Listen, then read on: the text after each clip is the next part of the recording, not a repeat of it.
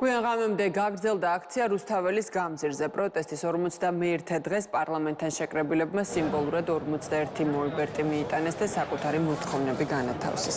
დედაქალაქის ცენტრალურ გამზირზე პოლიტიკოსებიც იმყოფებოდნენ. მოთხოვნები უცვლელი აქციის მონაწილეები მთავრობის 28 ნოემბრის გადაწყვეტილებას აპროტესტებენ და ხელახალ არჩევნებს, ასევე აქციების მიმდინარეობისას დაკავებული პირების გათავისუფლებას ითხოვენ.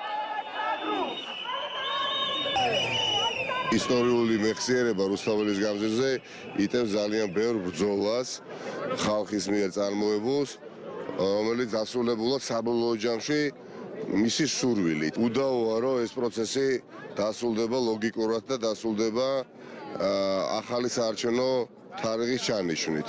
აი ამ ნებას, ხალხის ნებას, საზოგადოების ნებას ზურგს ვერ შეაქცევს ვერავინ. ჩვენ საზოგადოების უდიდესი ნაწილი ვიბრძვით აი ამ მიზნებისთვის, ახალი არჩევნებისთვის, პოლიტპატიმრების გამოსაშვებად ვიბრძვით და ამაში ჩვენ უდიდესი მხარდაჭერა გვაქვს დასავლეთის, დასავლელი პარტნიორების. არჩევნები, რომელიც ემსახურება პოლარიზაციის შემცირებას.